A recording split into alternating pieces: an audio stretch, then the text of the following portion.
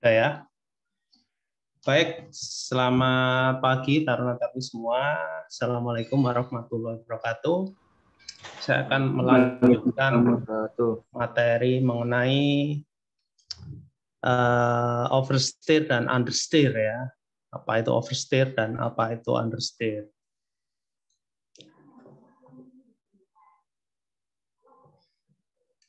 Nah, dapat dilihat di layar bahwa understeer ya, understeer itu tidak ada di dalam serapan bahasa Indonesia ya, di bawah steer gitu nggak bisa. Namanya understeer ya, dari istilah luar. Understeer artinya ya kondisi kendaraan cenderung sulit untuk berbelok akibat roda depan kehilangan traksi. Jadi kalau digambarkan itu seperti gambar di atas, pada saat memasuki tikungan, ya karena roda depan kehilangan traksi, ya tidak dapat mencengkram ban dengan jalan dengan baik, cengkramannya kurang baik, dan kehilangan keseimbangan. Di tikungan ini terjadinya. Nah, kehilangan kendali atau slip, ya ini banyak terjadi understeer ini pada kendaraan berpenggerak roda depan atau front wheel drive. Ya, nah penggerak roda depan itu antara lain sedan, ya mobil-mobil sedan, terus ada sebagian mobil-mobil MPV yang berpenggerak roda depan. Jadi mobil itu ada dua penggerak ya. Ada yang penggerak roda depan, ada yang berpenggerak roda belakang. Contoh Avanza itu dia penggerak roda belakang. Ya. Avanza, Xenia, Innova itu penggerak roda belakang. Truk itu rata-rata penggerak roda belakang. Nah, roda depan ini rata-rata diaplikasikan pada mobil sedan. Ada sebagian MPV juga pakai roda depan.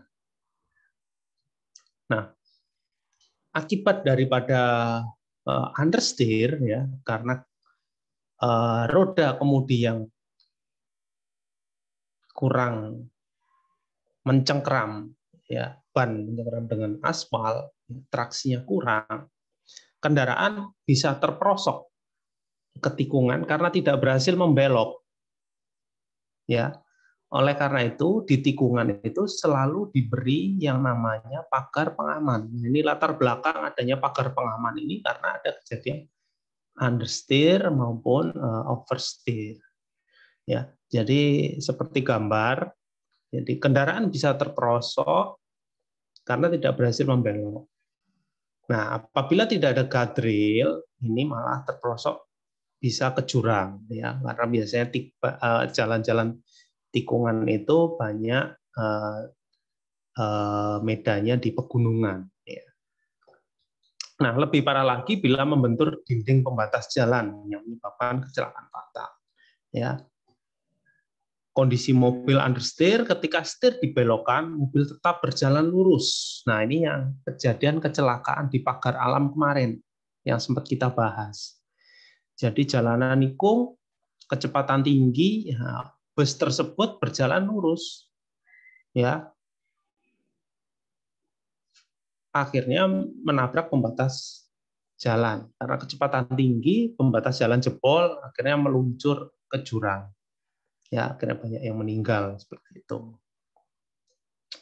Ya, berjalan lurus ini karena mengikuti momentumnya, ya, momentumnya. Jadi kita harus ingat di kendaraan itu ada energi potensial.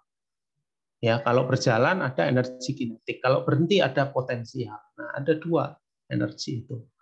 Nah, energi potensial ini berat dan ketinggian. Ya, berat dan ketinggian. Nah, kinetik itu massa dan kecepatan.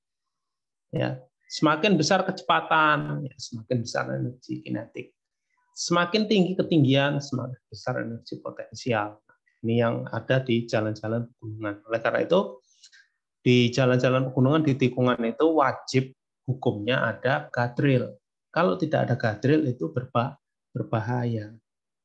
Ya, guardrail untuk melindungi supaya kalau terjadi kejadian understeer ini mobil tidak sampai nyemplung ke jurang, tapi cukup ditahan oleh guardrail tersebut.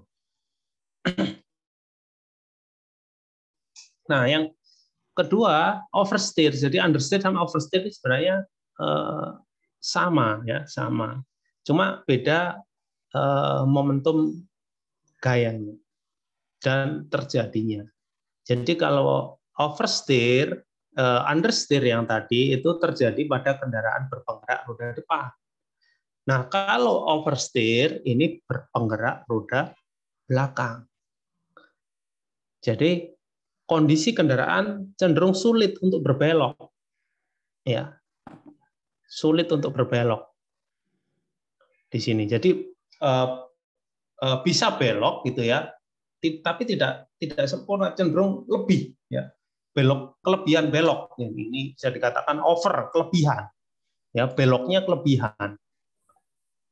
Ya, jadi tidak bisa baik gitu beloknya, tapi cenderung kelebihan. Akibatnya bokong atau buritan atau buntut daripada kendaraan ini mengalami slip, muter ya. Jadi bisa digambarkan ini ya, buritanya duluan ya daripada depan, muternya ke dalam. Tadi kalau understeer dia lurus, kondisi jalan lurus. Tapi kalau over ya bokongnya dulu ini ngepot ya, selip ya, sama-sama kehilangan cengkraman ya.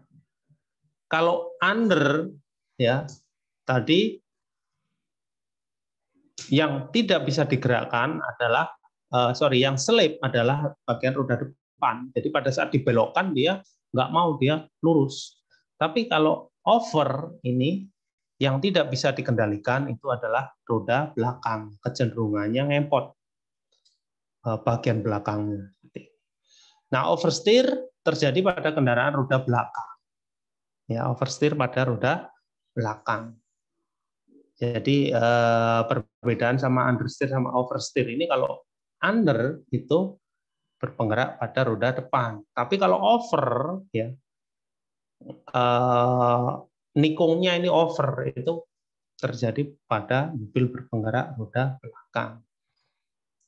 Nah, seperti ini kalau digambarkan ya, oversteer terjadi ketika ban belakang kehilangan traksi.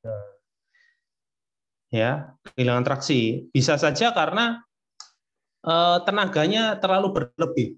Ya, kecepatan tinggi ya.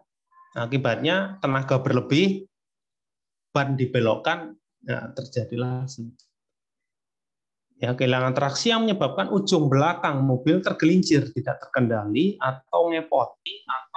Nah, situasi ini terjadi saat menikung tajam dengan kecepatan tinggi dan lebih sering dialami mobil berpenggerak roda belakang, ya, rear wheel drive. Ya, tadi front wheel drive, penggerak roda depan. Kalau ini rear wheel drive, roda belakang. Nah, penyebabnya apa? Ya, oversteer sama understeer itu sebenarnya sama. Ya, yang pertama kecepatan tinggi. Ya, dua-duanya kecepatan tinggi. Kalau masuk tikungan, ya itu dengan kecepatan tinggi. Nah, ini yang menyebabkan understeer dan oversteer. Yang kedua adalah jalan licin. Ya, jalannya licin hingga terjadilah slip tadi. Yang ketiga adalah ban tipis atau botak. Nah, kemarin kita sudah bahas ban ya. Ban tipis dan botak ini juga berpengaruh terhadap kejadian understeer dan oversteer. Yang terakhir adalah pengereman mendadak atau pengereman keras. Jadi pada saat masuk tikungan kecepatan tinggi kita ngerem. Nah, ini bisa ngunci remnya. Nah, bisa terjadi understeer maupun oversteer. Nah, kalau kita menemukan kasus-kasus kecelakaan akibat understeer maupun oversteer ya bisa dilihat biasanya kejadiannya di tikungan itu kendaraan keluar jalur gitu ya. Itu kalau understeer atau kendaraan itu muter di situ, muter terus ditabrak oleh kendaraan lain, ya oversteer. Nah, kalau terjadi kecelakaan akibat understeer dan oversteer, mitigasinya adalah yang pertama masang rambu kecepatan, ya. Nah, kecepatan ini didesain untuk tikungan ini didesain dengan kecepatan berapa pada saat melintas di situ, ya. Jadi harus ada rambu batas kecepatan untuk membuat pengemudi pada saat lewat di jalan ini jadi aman. Ya, oleh karena itu rambu batas kecepatan ini wajib pada saat memasuki jalan-jalan yang ada tikungannya. Yang kedua, marka. Nah, markanya dibikin lurus supaya apa? Supaya kendaraan tetap berada pada lajurnya. Ya, tidak keluar lajur. Nah, supaya kecepatannya pelan. Ya, kita atur batas kecepatan pelan. Ya. Nah, yang terakhir ini memang sengaja tidak saya tulis, saya oralkan saja seperti ini saya bicarakan. Yang terakhir bisa memasang rumble strip. Ya, rumble strip sebenarnya fungsinya bukan untuk penurun kecepatan, tapi memberikan efek-efek kewaspadaan supaya pengemudi lebih waspada di situ dan bisa memberikan multiplier efeknya berupa kecepatannya berkurang karena melihat rambu-rambu batas kecepatan. Jadi ada 3 rambu batas kecepatan, marka sama rumble strip seperti itu. Nah, ini video mengenai understeer dan oversteer. Nah, ini terjadinya understeer. Nah, ini terjadinya oversteer. Nah, ban belakang meluncur duluan. Sama-sama keluar jalur dia. Nah, ini.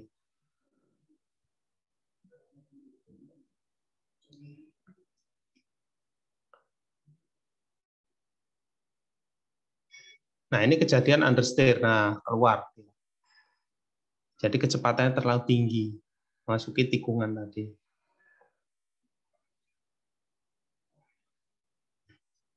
Nah, penyebabnya kecepatan tinggi, terus pengereman yang keras.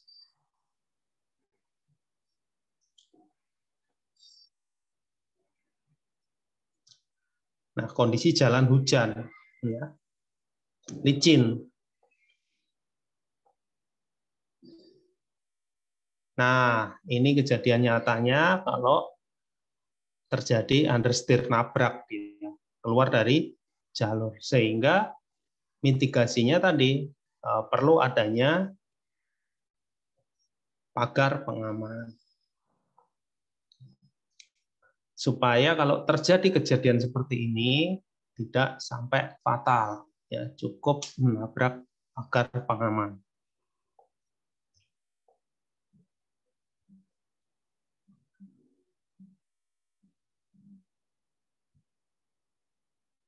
Nah, ini oversteer. Nah, ban belakang yang ngepot.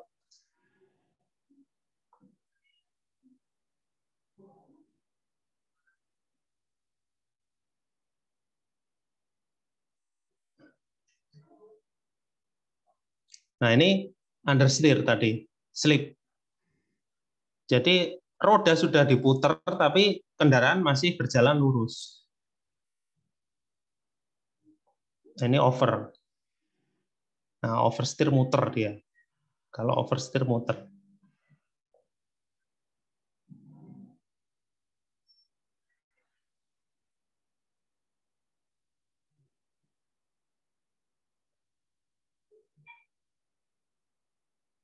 Nah, ini oversteer, kelihatan ban belakangnya ya, seperti itu.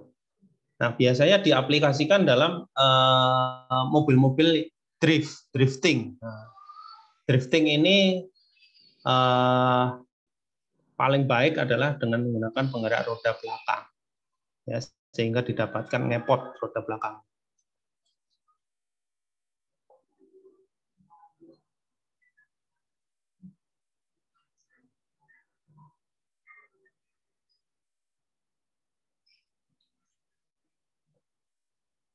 Nah, terlalu banyak gas, jadi ngegas di tikungan itu juga berbahaya.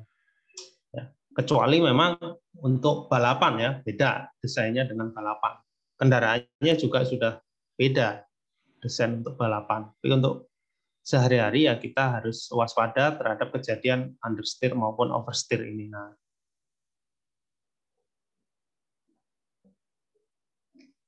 kalau pembalap memang mengaplikasikan understeer dan oversteer ini untuk kecepatan tinggi, memang bisa, Mas. Tapi kalau bukan pembalap ini sangat berbahaya. Nah, seperti ini nih.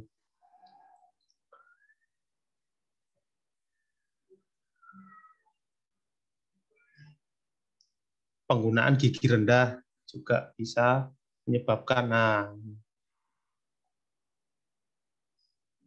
ini penggeraknya roda belakang.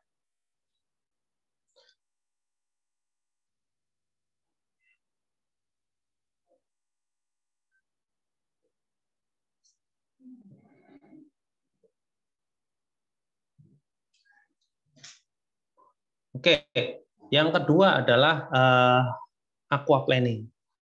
Ya, sesuai materi kita hari ini, aquaplaning.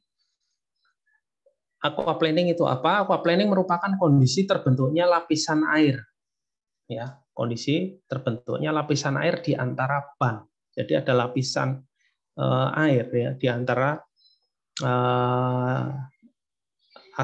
aspal dan ban atau permukaan jalan. Kondisi ini umumnya terjadi pada musim hujan karena banyak genangan air yang bermunculan akibat sisa-sisa air hujan. Namun kondisi ini juga bisa terjadi akibat adanya tumpahan air atau cairan lain yang berasal dari kendaraan. Ya, kita akan kehilangan kontrol atas kendaraan. Ya, karena lemahnya traksi. Jadi sama kayak understeer, oversteer tadi, tidak ada traksi. Artinya tidak ada gesekan antara ban dengan jalan. Ya, karena ada lapisan air tadi. Tidak hanya itu, ya, pengereman mobil juga menjadi sulit karena kondisi aquaplaning ini seperti mengambang, ya memang mengambang di atas jalan. Ya, jadi kita seperti mobil kita seperti berenang, ya, jadi mengambang di atas aspal, ya. Jadi mengambangnya di air. Jadi pada saat kondisi seperti itu kita rem juga susah, ya, kita kontrol juga susah, sehingga meningkatkan risiko terjadinya kecelakaan. Nah, ini sering sekali di jalan tol pada saat musim hujan, pada kebut-kebutaan yang terjadi adalah kecelakaan. Nah, aquaplane itu digambarkan ya seperti ini. Pada saat kecepatan rendah, ya, kontak antara ban dengan permukaan jalan itu sempurna, full road kontak, ya, gambar 1 sebelah kiri kalau kecepatan rendah. Tapi pada saat kecepatan sedang, ya, itu ban dengan permukaan jalan akan sedikit, ya, mulai sedikit naik. Jadi artinya tadinya 100% kontak, ya 50% kontak, kemungkinan seperti itu. Nah, pada saat high speed, inilah yang berbahaya. Ini yang disebut dengan hydroplane atau aquaplane. Jadi dia mengambang di air. Nah, kalau sudah mengambang, ya, mobil ini ada energi tadi kinetik dan energi potensial. Ya, energi ini tidak bisa kita atur di kendaraan itu. Ya. Nah, energi ini akan semacam kayak slip gitu ya, kayak slip itu, muter kendaraannya. Ini. Karena ada energi yang besar di kendaraan itu. Nah, sebelum memulai perjalanan kita harus periksa kondisi ban, apalagi ban gundul, ya. Nah, treat pada ban itu memang berguna untuk mengalirkan air pada saat kita melewati jalan yang mengandung yang ada airnya. Treat itu. Tapi kalau gundul ya udah kita langsung cepat itu. Cepat selip ya di kondisi hujan. Terus yang kedua, kurangi kecepatan pada saat melewati genangan air atau pada saat hujan kita harus mengurangi. Makanya saya bilang rambu kecepatan yang baik itu ada dua kondisi, yaitu kondisi hujan dan kondisi kering. Pada saat kondisi kering, itu bisa kita laju berapa? 100 km per jam, sesuai dengan rambu. Nah, pada saat kondisi basah, rambu ini juga harus memberikan warning. Jadi rambu itu bisa berubah. Artinya pada saat kering itu 100, pada saat basah, kondisi hujan, nah itu mungkin dibatasi 60. Ya, karena bahaya sekali itu kalau kita maju dengan kecepatan tinggi. Itu.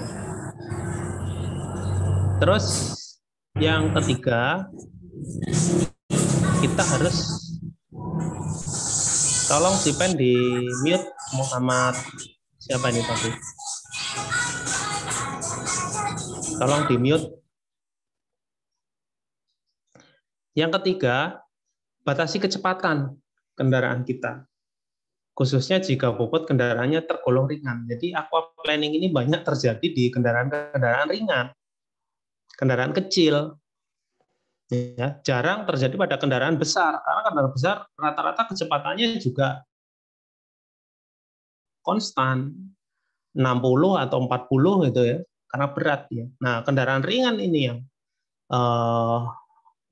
kecepatannya pada tinggi di jalan-jalan tol. Sehingga kecelakaan akibat aquaplaning atau hydroplaning ini kebanyakan adalah kendaraan-kendaraan kecil.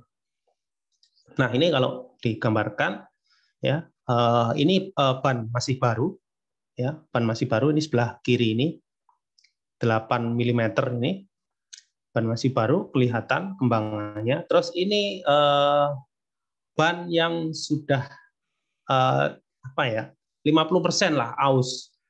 Terus ban yang sudah aus tapi masih ada 1,6 mm.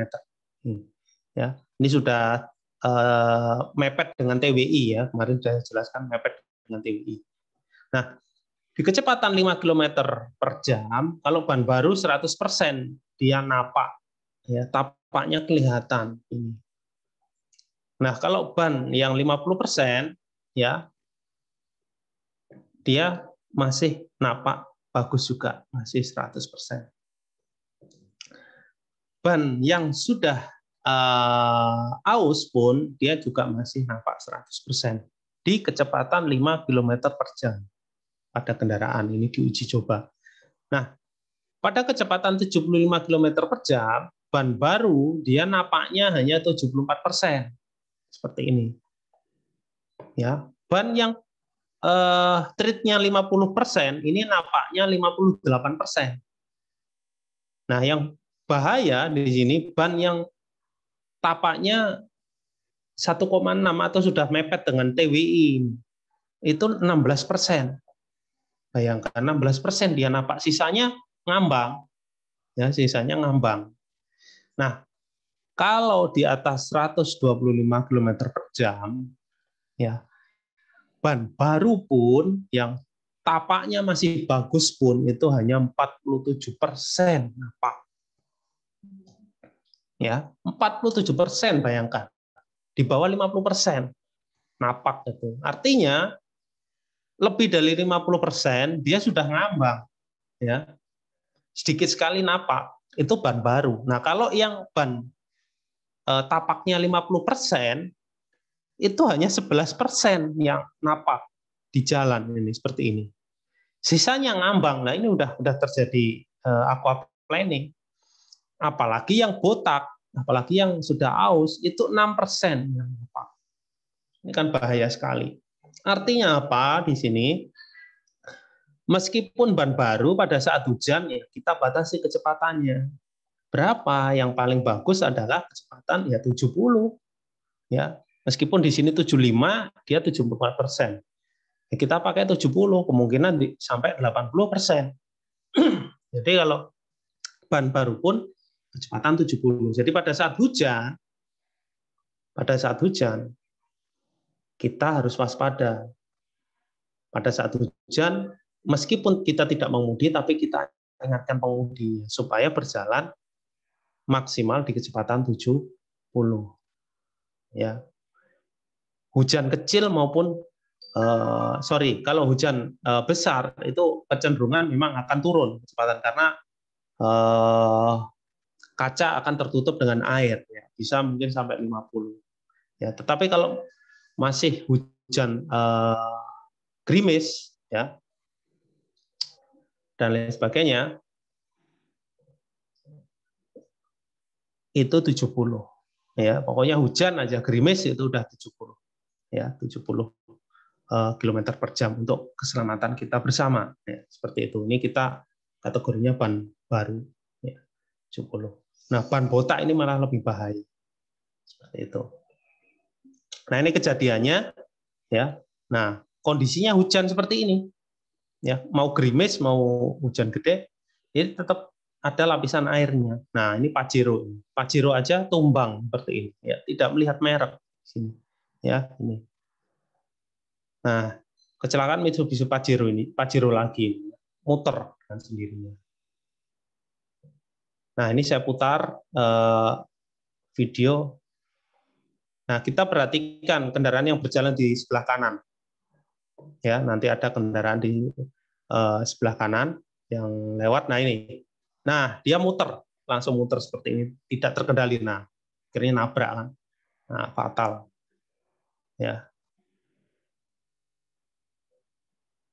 Nah, kita harus jaga kecepatan. Ingat, kecepatan 70. Nah, ini kita perhatikan lagi.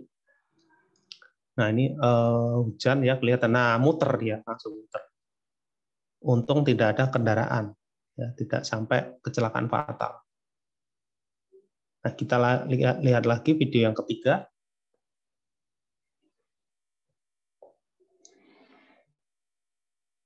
Nah, ini yang fatal.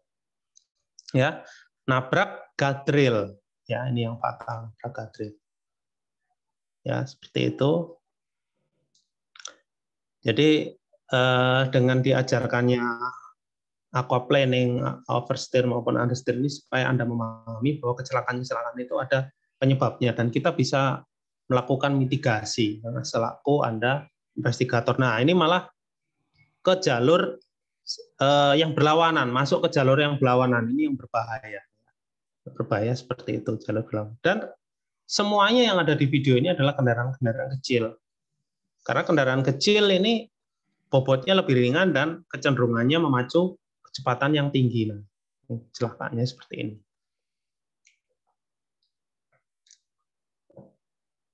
Oke, nanti coba saya upload di YouTube ya, nanti videonya supaya bisa dilihat lebih jelas.